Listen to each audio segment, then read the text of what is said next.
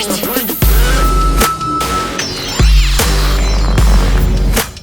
what's up everybody, and welcome back for another beautiful video. So today it's just a recap of everything that happened during the week. Sunday is such a beautiful day to recap, to just relax in this coming day. So the first story that I have for you guys, it's crazy one. Watch this. Tonight, people around the country are standing in solidarity with Renee Good and her community, holding up signs declaring, "Say her name, Renee Good."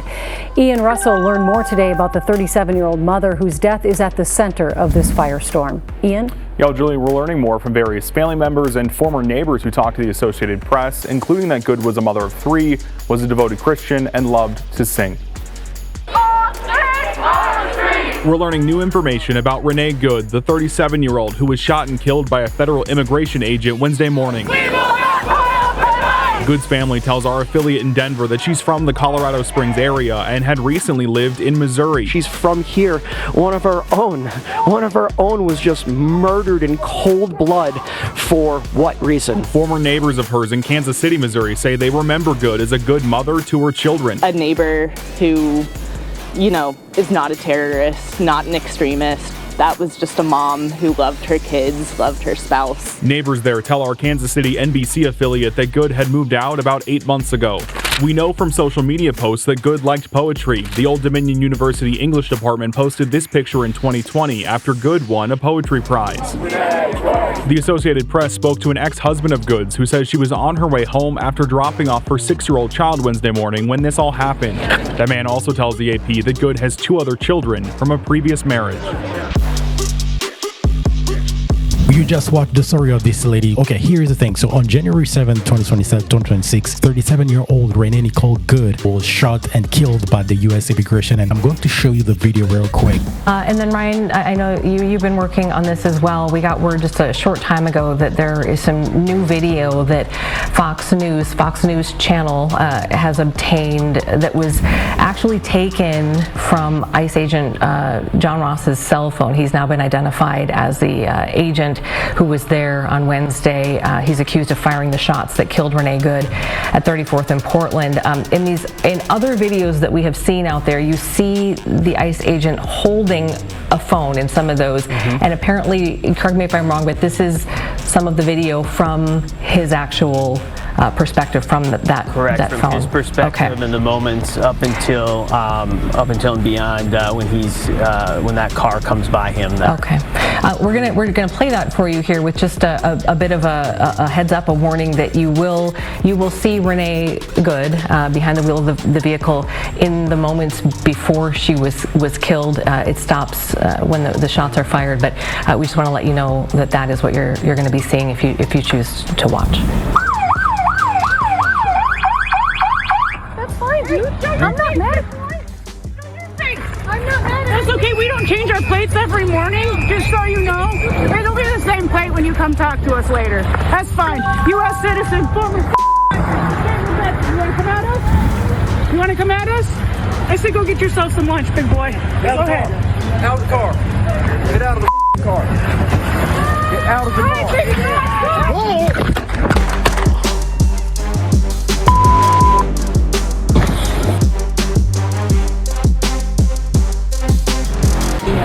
So again, that is the first time now that we have seen that video again shared.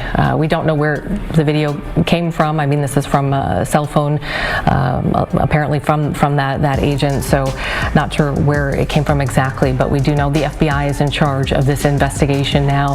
The Minnesota Bureau of Criminal Apprehension, which is the state investigative arm, has been told by the FBI that they will not have access to any of the evidence, the vehicle. Great. So when this story happened, I just thought about something. When I started reading, I'm like, okay, what exactly happened? So, well, first off, I'm going to say this. There was somebody who died, which is not a good thing. Now, let's try to go further. I mean, allegedly, certain things that I'm not going to really to comment too much about. For me and my family, listen to what the law enforcement is telling you, okay? Respect that. And I know they can abuse their people, but at the same time, man, you're still being fought. So it's always better to comply. But at the same time, it's not great for her family without a mom. It's not fun. But we have so many videos and black community supporting. Let me just show you. I don't care. I don't care. I don't care. I don't care. If the police tell you to stop, you stop. Yep. If a white man would have been occupying that vehicle and there happened to be MAGA merch on the back of that said vehicle, y'all would be celebrating. Yes, they would. You can't pick and choose when to cheer for law enforcement. Kind of reminds me of George Floyd. The cops tell you to stop, you stop. No human being deserves to lose their lives at the hands of anybody else. However, your decisions have consequences. But I stand 10 toes down on if law enforcement, let that be a police officer, ICE, some sort of DEA, any type of law enforcement officer, if they tell you to stop, let me give you a bit of advice. Stop! Okay. When I say this, and hear me good, there's no way I could ever be an ICE agent because I'm sparing nobody. And I hate to say that because I am not a person that, you know, condones violence. But this is what I'm not gonna do. I would never kiss my husband, kiss my wife, kiss my kids goodbye, go out and, you know, do my job because I'm trying to be a productive member of society, and I'm met with bricks being thrown at me, people spitting on me, people trying to run me over with their car. And when I defend myself, then it's, look at the brutality, look at these animals. Ain't no way I'm sparing anybody. Absolutely the hell not. It's mind-boggling that you have people that legit are saying, kill ICE agents, dox ICE agents, and they're not supposed to do anything back. That's why I'm not in law enforcement, because I promise you I would spare nobody. Absolutely the hell not. No, absolutely not. Brush your teeth and said, let me go outside, find some ICE agents, and let me go obstruct some law, and let me go act like I'm Superwoman and could beat up ICE agents, and let me go block the road with my car when I see ICE agents and don't let them out, and then try to run over them when they come at me, and now I'm unalive. You know, when I wake up in the morning, I don't wake up in the morning looking for ICE agents, you know, I really don't. Not even a concern. Wow. Not coming after y'all, they not messing with y'all. All they doing is doing their job. And y'all think y'all can whoop y'all think y'all can run y'all cars into their vehicles. We done seen it all last year, bro. Y'all have threw rocks at these people. Y'all have went to their hotels. Y'all have been literally the ICE agent since the time Trump got in office, bro. And now, look at this, another incident. Okay, so this was intense, but it was people actually saying some truth to it. So it's already handled by the judges and everything. So reason why we need to be careful when we express ourselves. But this is people educating the population, educating the masses. We're going to watch more videos of people, you know, talking about this story. Really, it's still fresh, and so many things start going on, start coming in. Lie, shall we? The lie that Democrats tell every single day when they pretend to stand on moral high ground. Because if they actually cared about women, if they actually cared about human life, and if they actually believed their own slogans, we would have seen outrage years ago. But instead, countless American women have been sexually assaulted, killed, and erased from the national conversation by monsters that never should have been in this country. But there was nothing. No emergency news conferences, no coordinated outrage campaigns, no celebrities crying on camera, and certainly no politicians demanding justice. Just silence. And silence is a choice. They didn't chant their names, they didn't light a candle, they didn't march in the street, they didn't even pretend to care. Because their deaths didn't fit the narrative. These women's deaths were inconvenient. Their suffering was politically useless, and acknowledging them would have required them to admit that open border policies have serious consequences. So they looked away. The second a left-wing activist collides with law enforcement, suddenly the machine roars to life. Now it's state violence. Now it's systemic oppression. Now it's wall-to-wall coverage and coordinated talking points. But ask yourself why. Why is outrage only activated when it protects their people? Why is empathy rationed based on ideology? And why are dead American women not qualified for justice, but an activist who endangered the life of an officer does? They're not to be trusted. A lot of y'all might end up on a t-shirt too. And not by me. That sounded crazy. I did not mean for that to come off that way. I'm saying for the folks that's like, ICE agents ain't even real officers for real. Huh? You think they do volunteer work? Who you think sent them out there? If they not real officers, why would the president have access to these people and say, go here on my command? These are federal agents. Y'all keep saying these ain't real cops. They're above regular cops. Yes. Okay? These Democrats and these mayors and governors are going to get y'all killed because they're the ones saying, go out there and block these federal agents. They're doing unlawful things. They're going to get y'all killed. Oh, some crazy stuff going on here. We are going to move on, but if you want to watch the whole full story, I think everybody is just talking about it on the internet. So, talking about the next story, we are going to talk about the... You're watching live now. I'm Austin Westfall, a live look at the White House. We're getting some breaking news in that the U.S. government is issuing a new security alert urging Americans in Venezuela to leave the country immediately, citing security concerns and the U.S. government's inability. So this story, it says U.S. citizens are urged to leave immediately Venezuela, and due to security problems, there's some political party that were from the guy who just got arrested, Nicolás Maduro. People are protesting against Americans in Venezuela, so there is some stuff going on here. Let's read this. To provide emergency assistance, according to the U.S. Embassy in Caracas. Getting some of this news in from Fox and from the TravelGov site, they say this: the security situation in Venezuela remains fluid as international flights have resumed. U.S. citizens in Venezuela should leave the country immediately. Before departure, U.S. citizens should take precautions and be aware of their surroundings. There are reports of groups of armed militias known as colectivos setting up roadblocks and searching vehicles for evidence of U.S. citizenship or support for the United States. Remain vigilant and exercise caution when traveling by road. Monitor airlines' communications and websites for updated information. Venezuela has the highest travel advisory, level 4. Do not travel due to severe risks to Americans, including wrongful detention, torture in detention, terrorism, kidnapping, arbitrary enforcement of local laws, crime, civil unrest, and poor health infrastructure.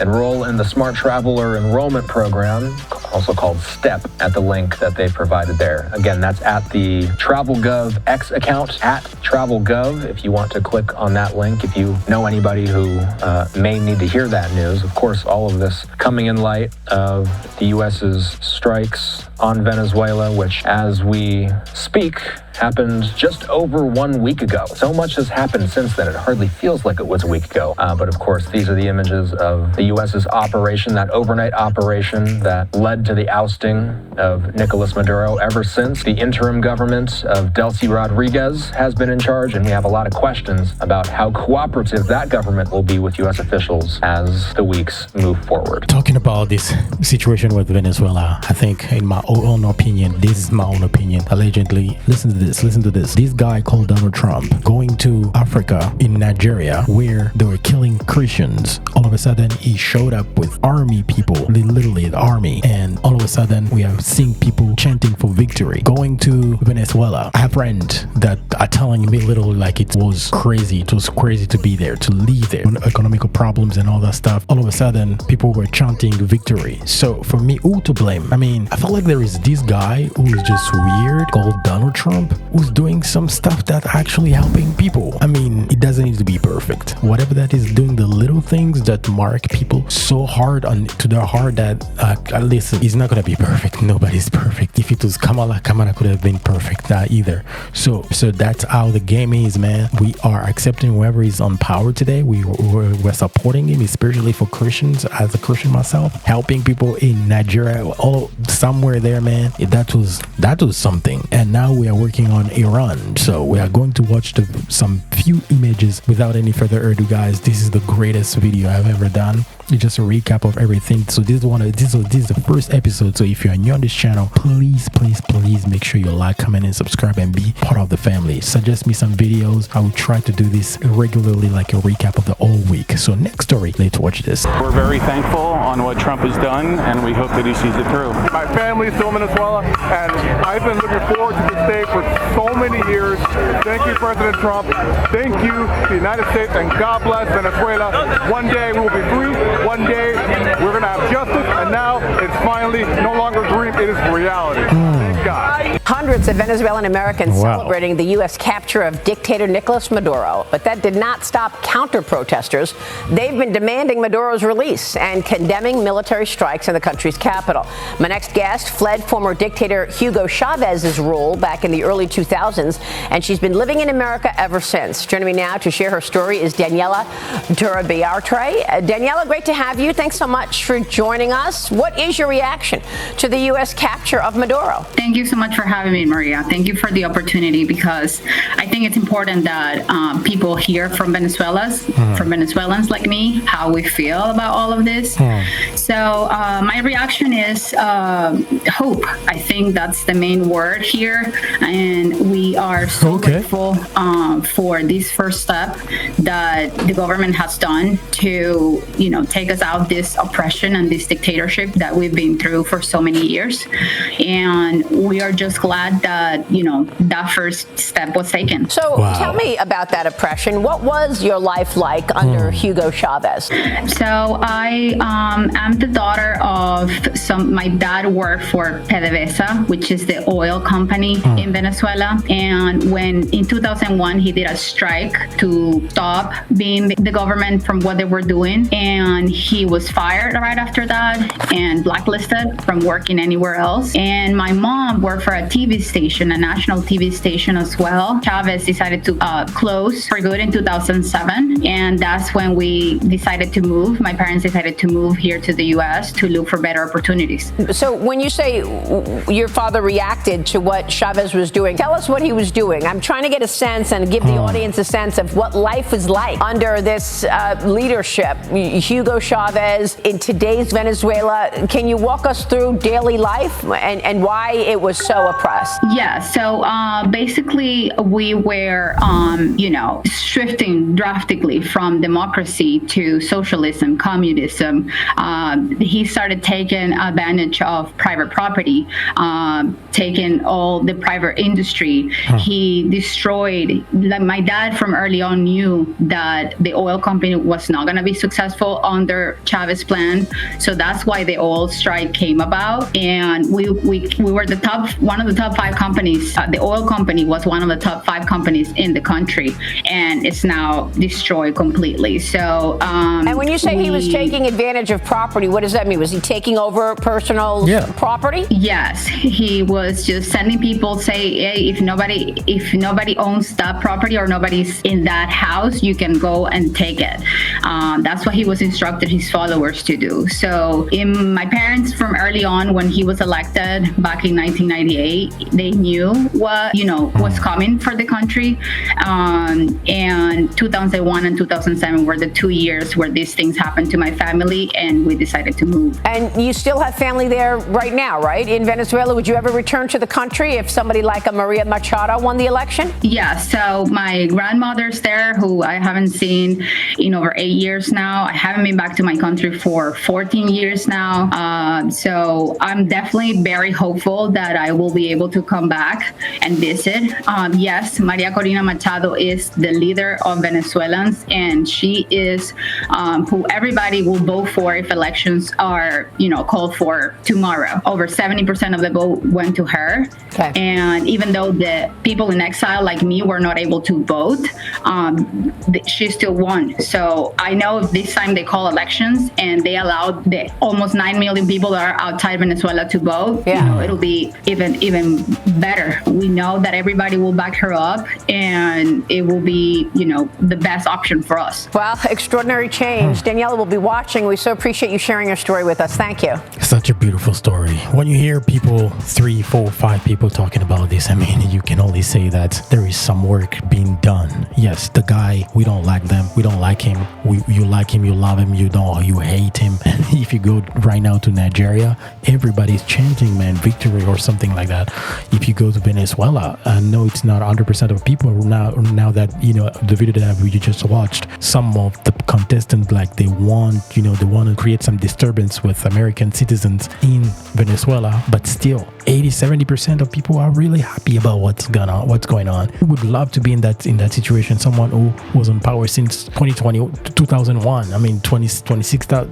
Bro, come on now. Another story. Apparently, TikTok, where I have over 200,000 followers for years. I don't use that for a very long time. Well, it's not paying anymore, and creators are crying. Apparently, they have some guidelines, some extra guidelines, so they could, to get paid. So it's creating a lot of frustration between creators. So we're going to listen to some of the creators that are talking about TikTok not being a platform to be paid. All right, and some of them are quitting. Are they really quitting? I don't think so, but it's just some frustration that need to be heard. Let's listen to this. TikTok is not paying creators how they used to, and I'm dead not surprised. We already knew once China sold out, we was not going to get paid because America hates seeing us live easy. We were making livable wages off of TikTok alone, and I'm honestly happy that I found my niche and other things besides TikTok to make money through TikTok, because if I was just relying on my views and regular videos to make me money, I was not going to make any money through here. And the only reason why I still post on this app is because I still get brand deals and I still get wig deals and wig promos to post on this app. I went from making $5,000, $6,000 a month on this app to making $800, $900, posting the same videos, same content, same everything. And I don't. That's a big cut. As much because TikTok has been limiting a lot of things that you can say. I had so many videos taken down for this stupid shit. So truth be told, now I just be posting on TikTok for fun. I post everything on Instagram. I still make my money through TikTok commissions on TikTok Shop. Okay. But my goal for my TikToks from last year was to get paid to travel and to promote Airbnbs and just do promo videos for where I stay and for hotels and stuff like that. Like, I wanted to get paid to travel, and I wanted to get paid through hosting events, and I did both of that last year. I got paid from Lyft and DoorDash to host my very first barbecue, and I was flown out to DR, and I was able to take 12 supporters with me. Now it's January 1st month of 2026, and I'm being flown out to Tulum, literally on one by who? Just to do a promo for Airbnb. That's crazy though. And stay covered. So I do not advise you to stop posting on here because you never know who's watching. But if you're expecting to get paid from them views, trust me, it's not like that anymore. Coming from someone who has 800K on this page and 32K on another page. Damn. That's crazy. All right. I'm going to watch another creator. I think this is start getting weird, but hey, listen, it's a stage in life, okay? 40 cents per 1,000 views. None of it's really changed. There was a guy who just came out and said that he's making only 1 cent per 1,000 views. And he's got over 15 million followers, and he does millions of views per video. Just back in August, I made $5,000 in August just on TikTok. $5,000. Now I'm barely averaging anywhere from $300 to $400 a month. Wow. And I think I know what the problem is. I genuinely think that it's the AI content creators, the AI accounts on here that are clip farming and mining other creators' actual content and work and then repurposing it across dozens of channels. And they are mining money off of the RPM and rewards program from TikTok, and the algorithm's finally just gone, okay, well, no one is going to get paid. I think that's what's happened, because I've seen the apparently Instagram stop paying on a creator fund in like 2023. But so here's the thing. This is where people, will start getting crazy. Now, I would just say a few things about this, and then I would switch to another realm, because we need to talk about my channel and my videos and the goal of what everything is going on. So here, people will be back to authenticity. You need to make yourself a brand, because if you rely on AI and all that stuff, it will help you for a little bit, maybe for 10 years, but then you're not going to only live for 10 years. So make sure you create your own, put yourself out there, and or you can, use the AI, but then if you know that it is not going to be long term, then you transfer that fund, that money into something else, such as real estate and all that stuff going on. So yeah, we are going to transition to another point. I know it's already 30 minutes or something like that. This time we are going to watch my channel. What happened on my channel? So some great stuff happened. Let's watch this one.